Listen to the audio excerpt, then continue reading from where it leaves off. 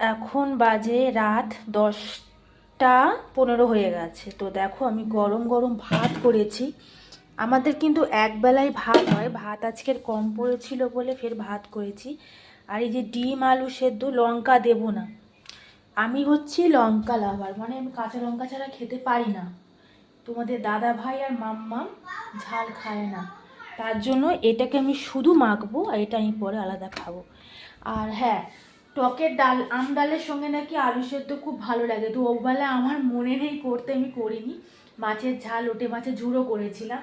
তো যেহেতু এখন একটু গরম ভাত করেছি বলে সেই জন্য এটা বানালাম, মাম্মামও খেয়ে নেবে আর আমরা একটু একটু করে খাবো।